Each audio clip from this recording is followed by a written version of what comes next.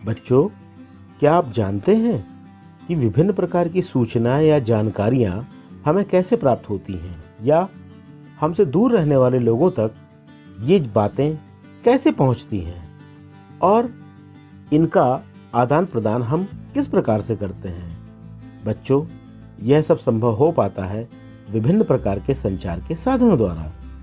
एक स्थान से दूसरे स्थान तक संदेश या सूचना को पहुंचाने के लिए जो माध्यम हम इस्तेमाल करते हैं उन्हें हम संचार के साधन कहते हैं।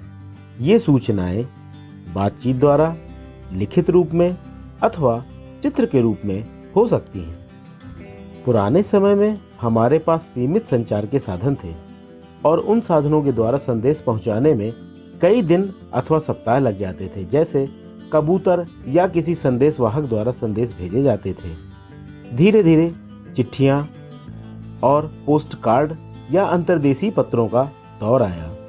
पोस्ट ऑफिस के पास तथा अन्य जगहों पर लाल रंग के डब्बे आपने अवश्य देखे होंगे। इन्हें लेटर बॉक्स या पोस्ट बॉक्स या हिंदी में पत्र पेटिका भी कहते हैं, जिनमें चिट्ठी या पोस्ट कार्ड अंतर्देशीय पत्र डाले जाते हैं ताकि ये अपने निश्चित स्थान तक पहुंच सकें। इन चिट्ठियों को या पोस्ट कार्डों को एक स्थान से दूसरे स्थान तक पहुंचाने का कार्य डाकिया या पोस्टमैन करता है। चिट्ठी द्वारा भी संदेश भेजने में समय लगता है। आज भी लोग पोस्ट ऑफिस जाते हैं और चिट्ठियां, पोस्ट कार्ड और पार्सल आदि को साधारण डाक अथवा स्पीड पोस्ट द्वारा भेजते हैं। परंतु अब हमारे पास नए नए आधुनिक संचार के साधन उपलब्ध हैं, जिनके द्वारा कुछ मिनटों या सेकंडों में संदेश और सूचनाएं एक स्थान से दूसरे स्थान तक पहुंच सकती हैं। इन संचार के साधनों को हम मुख्य रूप से 3 वर्गों में बांट सकते हैं। प्रथम वर्ग में पढ़ने वाले साधन आते हैं, जिनके अंतर्गत हम समाचार पत्र, मैगजीन, चिट्ठी या पोस्ट कार्ड आदि की गिनती कर सकते हैं।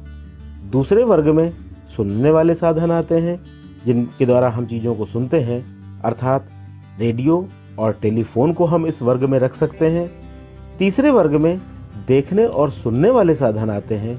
इनके अंतर्गत हम टेलीविज़न, मोबाइल, कंप्यूटर या लैपटॉप, साथ ही हम सिनेमा को भी इस वर्ग में रख सकते हैं। अब आइए इन वर्गों की थोड़ी विस्तार से चर्चा करते हैं। भारत में अनेक समाचार पत्रों और मैगजीनों का प्रकाशन होता है, जिनमें देश विदेश में घटित होने वाली घटनाओं की लिखित और विस्तृत जानकारी हमको प्राप्त होती है।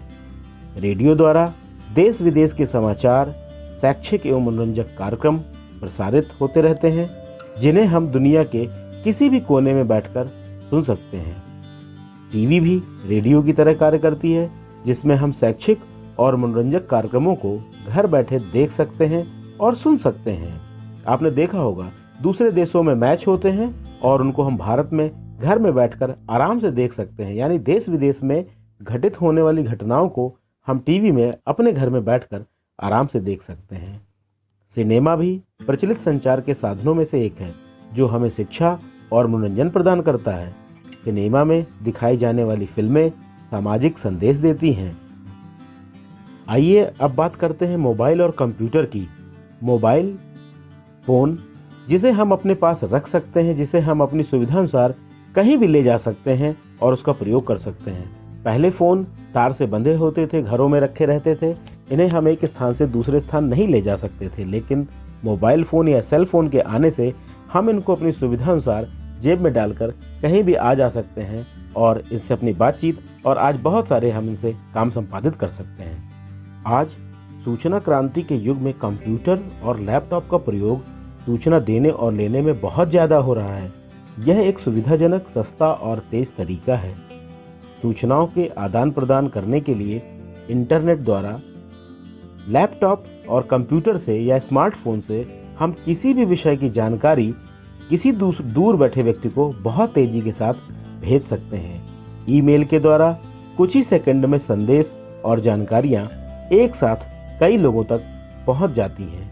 सोशल नेटवर्किंग साइट जैसे फेसबुक, ट्विटर, व्हाट्सएप आदि भी सूचनाओं और जानकारियों के आदान प्रदान में महत्वपूर्ण भूमिका निभा रहे हैं, जिनका प्रयोग हम कंप्यूटर और स्मार्टफोन के माध्यम से ही करते हैं। कार्यालयों में लिखित संदेश फैक्स मशीन के माध्यम से एक स्थान से दूसरे स्थान भेजे जाते हैं। ये संचार के साधन बड़े काम के होते हैं। बच्चों, इनके जरिए हम घर बैठे ही बहुत दूर के लोगों से जुड़े रहते हैं और अपने कई तरीके की जानकारियाँ, चाहे वो लिखित हो या चित्रों के माध्यम से हो या किसी भी तरीके की सूचनाएं हैं, इनको हम बहुत आसानी से एक दूसरे के पास भेज सकते हैं। परंतु इनका प्रयोग करते समय हमें कुछ बातों का ध्यान भी रखना चाहिए। ये हमारे लिए बहुत ज़रूरी है। जैसे ज़्यादा देर तक टीवी हमें नहीं देखनी चाहिए, क्योंकि इससे आँखें कमज़ोर हो जाती हैं। हमें मोबाइल फ़ोन पर लगातार बात भी नहीं करना चाहिए, यह स्वास्थ्य के लिए हानिकारक है। बहुत तेज़ आवाज़ में हमें टीवी और रेडियो भी नहीं चलाना चाहिए, इससे ध्वनि प्रदूषण फैलता है।